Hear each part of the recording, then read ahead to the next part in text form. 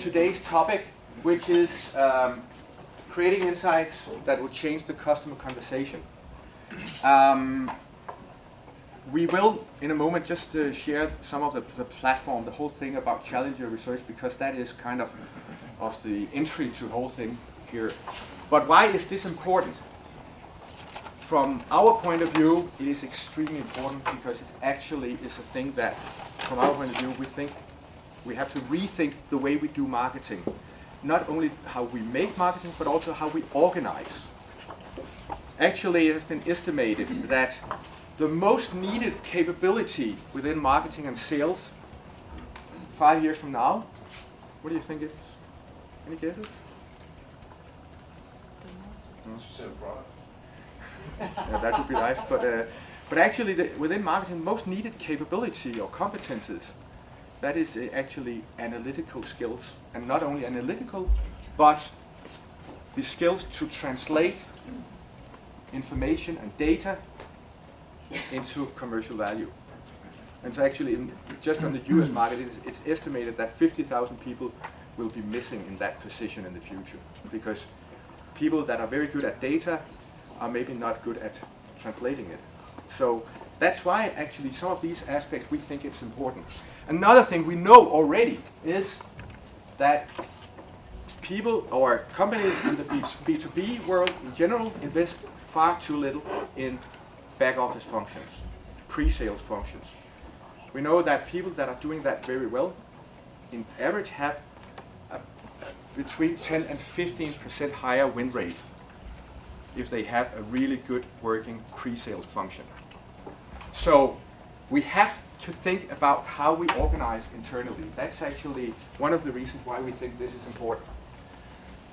So what is this topic about? Many of you have seen this before, because this is partly what it's about. So we know that a lot of B2B companies is on this journey from product and feature selling and marketing towards a value selling, and actually towards a journey where we also teach our customer about something. But it's not only about a fancy slide, a fancy book, it's much more than that. Because we have this problem with a value perception gap that we think we communicate in one way, but it's not the way it is received. And that goes for marketing, but also the way the sales behave. And recently, there was actually made a big questionnaire survey in Danish companies, B2B companies, about the customer experience. And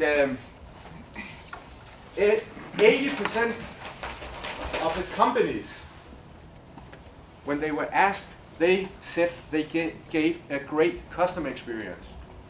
Then the same customers, they were asked whether they got a great customer experience. And whoops, 8% said that they had a great, they were same customer. That's pretty interesting. Of course, that doesn't go for any of your companies. Goes without saying. But we have a fundamental problem. And then you can say, what has that to do with insights? That's just old facts. And yes, these are actually not regarding insights. That is old facts that we have a value perception gap, that we have 90% of salespeople that are not able to position value, that we are not reaching our customers, and we have a bunch of marketing material unused. And I think a lot of you might recognize that. The reason why we think the whole thing about insights is extremely interesting is that we see it as a very important lever to try to connect this and to close this gap. Because we know it is extremely effective if we are able to deliver insights and create them, then we know we are creating impact. All of you, I guess, or most of you, know this research from CEB that was done in 10-11 about the biggest B2B survey in the world ever made, more than 100,000 questionnaire and interviews made. in order to find out, what is moving in the sales environment, B2B. And what it told us here was that almost 60% of the requirements for a customer is set when they reach out to their customers the first time. I guess now 6-7 years later, if we make the same study, it will have increased. The buying environment gets more and more professionalized, access to information get more and more, and then that means that we get clever and clever as buyer. Just think about how you buy as individual customer. We do a lot of research on the internet before we actually enter in any kind of dialogue with the supplier. So the problem with that is, of course, that the playing field gets smaller and smaller. So for us as sales and marketing functions, we have to cope with that. One of the ways they also in this study find out how do we do that, and who are actually the best to succeed in this environment. And that's where the whole notion about challenger came, because what they found out was that the most important driver to create loyalty in this environment, that is actually the sales experience, or as we have said it here, the buying experience. Now, a lot of places where we come around, many sales directors, they would say to me, this is some kind of consulting work here. They want to sell their own concept. This doesn't apply in my industry. That is not like that.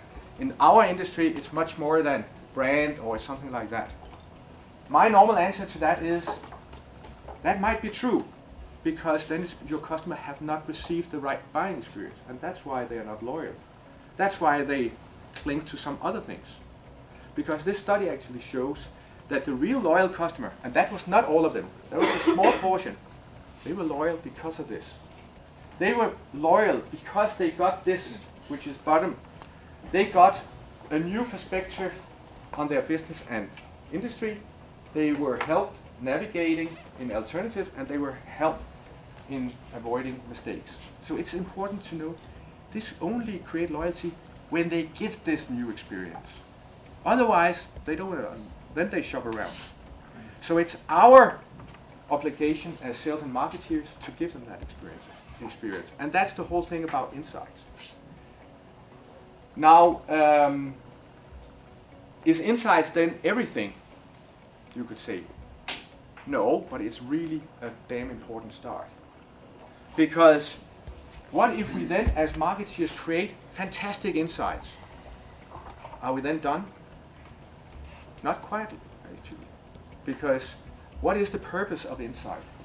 The purpose is actually to change the conversation. And we have to think about that. The insight in itself will never sell our products. The insight is a way to create a new kind of conversation and create a new position. So it's something that initiates a new discussion and conversation. What is the best place on earth to sell ideas? To sell ideas. Where is the most, if you should sell an idea, where should you test whether you're good at selling ideas? Where in the world is the best place to test that? In my opinion, it's Hollywood. If you want an idea, I have a fantastic idea about a movie. Nothing materialized. How to sell that idea? Actually, there were two social scientists that studied that for 5 years. 5 years they sat down watching people go in and pitch their ideas to film producers. Finding out what works, what doesn't work. What they found out was actually those that came in with a full-blown 100% fixed script, they didn't succeed very well. Although the idea was great. Those that succeeded the best, they came with a script that was almost 80% finished, and then through a co-creation process with the producer and the money man, they ended up with the final version of their film. So, when we go and pitch an idea, an insight, this is about changing the conversation in the right direction. So to think that we can actually make the full-blown insight, we have to have that in mind. Because we We as consultants, we come around often, have worked with Challenger for a lot of years now, and what we come up with is this challenge, that how do we create this fantastic insight that can change everything? And I think we have to be a little more modest. We have to find a way to find these insights, create these insights that will change the discussion in the right way, and find that balance. That is some of the challenge we have. Because that is some of the things where we have experienced that you companies struggle, that sometimes we think we should invent the final truth. And that is some of the things we have to consider. Yes? So, as René is saying, our main goal is to change the conversation, and a means to do that is to use insights. And we've mentioned insights already a lot of times, but what is it actually? How do we characterize these insights? We normally use 7 characteristics to describe them. First of all, an insight needs to bring a new and changed perspective to the customer, which goes with the fact that it needs to challenge their assumptions. So you bring something to the table that the customer might have heard something about before, but he hasn't probably, or he shouldn't have thought about it in the context of his business. So if you manage to bring an insight that really challenges his assumptions, then it shows that you know a lot about his business and about his industry, and that gives you the mandate to speak, which is what we ideally want to achieve. Then insights need to be based upon facts. You need to have something to back them up. It can be a number, it can be a statement from another company telling about which effect they created from dealing with this issue or insight with your products or services, and it can be something else. But you need to back it up to make your arguments and yourself and the insight more reliable. Then, pretty obviously, it needs to be linked to customer pains. So when developing these insights, you should put yourself in the customer's place and think about what keeps him or her awake at night. Is it that he's afraid of losing employees? Is it that he's afraid of employees not using their time properly? Is it some environmental trend threatening their business? Or what is it? You'd need to make it as stakeholder specific as possible. It also makes sense to think about, especially for sales, going out to a sales meeting, what is this customer measured on? What are his KPIs? To make it as relevant and pique his interest the best way possible. Then what René also touched upon is that we need to change this dialogue, and with this goes that we need to create constructive tension, that's what we call it, with insights. And that goes very well, or is very closely linked to the 2 first points, because if you actually change their perspective and you challenge their assumptions, then you very often end up provoking or at least frustrating the customers. And that can be hard, but it's necessary. In sales, we have been taught that we should be relationship builders. But today it's not enough anymore. As also René touched upon, suppliers come in much later in the process, and customers, we know it from ourselves, we are much more informed. So we need to dare bring this challenging insight to the table. And from working with a lot of companies around this topic, we actually often hear that a customer comes back to us and say, okay, we tried to use this in a sales meeting, and we went out there and we set an insight, and the customer got kind of upset, and sometimes we even hear that the meeting stopped. But almost always they call back the customer the day after or some days after and say, do you know what, you're right. Let's talk some more about what you said, because you do hit very often a vulnerable spot when you provoke and when you challenge, but that is what is needed. And I think this point is probably the most important one, and also the hardest one, which I guess Line will also touch a little bit upon in her presentation. Then insight should drive towards action. It should drive towards something that the customer can actually act upon, obviously, so it's not just an insight for the sake of the insight. and then it should lead to your unique strengths as a company, so that you can bring products or services with which the customer can deal with the insight or with the effects of it. And that links very closely with how we develop our insights, because as mentioned, we shouldn't just create the insight to create it. We need to, when we create it, look at ourselves as a company and look at what is our unique strengths, what are our, what we call differentiators, upon which we build our value propositions. We need to figure out what those are and then build our insights around them. Differentiators, as you can see, are defined by something that's truly valuable to the customers and something that sets you apart from competition. And we very often see companies that, yes, they communicate value proposition that's very valuable to the customer, it hits their pain points, but a lot of other companies also communicate this driver differentiator, which doesn't make them unique. To take an example of a company that has a good value proposition in this regard, take Nespresso. They could go out and communicate that they had good quality coffee, because they do, but they found out that service and the thing about purchasing and repurchasing and handing in coffee in small capsules, that's what one truly unique, but it's also what other companies doesn't or don't communicate. So it's about being clever around what are our true differentiators, and then build our insights around these in a structured manner. Then one of the final points before we give the word to Line. What I just said links very closely to this. When developing insight, we look at ourselves, of course, with the customer in mind that we just talked about, the stakeholders, their KPIs, but we look at what we can do, and then we develop insights around that, around our value propositions. But having worked with insight selling for some time also shows that understanding this mindset around insights and about developing it is only half of it. Because the other half, and probably the hardest part, is using them and communicating them.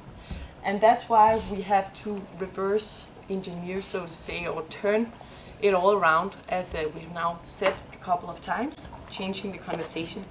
We need to start with bringing the insight to the table and then lead that to our products and services. In sales, we've been very good at going out and talking about our products and talking about the features and telling about the price and the great discounts you can give. But we need to change that. We need to start with the insight and then lead it towards what we can do to the customer. Finally, it should be mentioned that insights can of course consist in different formats, and depending on your company and the situation you're in, you might be ideal to use different types. But an insight could be an infographic page about trends or data from an industry report that targets a certain segment or a certain industry. It can also be a reference story about another company, about another department in the customer's company, and telling which effect did they achieve by using your products and dealing with this insight. So you bring that to the table. It can also be a well-argumented, obviously, but hypothesis about the potential effect you could create in this company. And then a fourth point is that there is a great potential in all the big data out there. It's a fluffy word, and it's something that we have to learn to deal with. I think a lot of companies are still learning how to do that. But a lot of companies already gather data or already possess data about their customers' purchasing behavior and about how they use our products. And imagine if we can dig into that data and actually use it in a clever way to create insights. Then there is a great potential in regard to developing insights. So here are 4 formats, and obviously they are not mutually exclusive. but understanding that we have different, that insights doesn't have to be one thing. It actually just gives us more freedom when we want to develop them. And with that being said, a lot about the theoretical elements, I think René will just say a couple of words to present Line and her presentation. Yes. Thank you. Thank you, Lea. And just maybe a small comment to the last one, because I think in a B2B world, we see a lot of our customers anyway have actually a lot of data that is not being used. Very often we see sales and marketing in one silo and then kind of production or delivery department other places. Just to think, how can we use that data there? There is a gold mine there to start with. And that's why I said about these competences. Having competences that are able internally to translate some of that information into good data. Because the thing is, the customers don't know how they buy in. They don't know a lot about how they use our services a lot of time. So we have big potential there. So, much about the different kind of insights. The best way to, and we know some of the things that bring greatest value to you on these events are not to hear on the consultants actually, unfortunately, but on the guest speakers. So that's why we have Line here to translate all our concepts and these things into real world. Line is Group Marketing Director in Roquefort, and fortunately, this is Roquefort. That was really good that we had that. Yeah. So that is what they do, acoustic sealing. But I think Line will tell much more about that, and I really look forward to see your reaction to that, because I think you will learn a lot. So welcome to Line.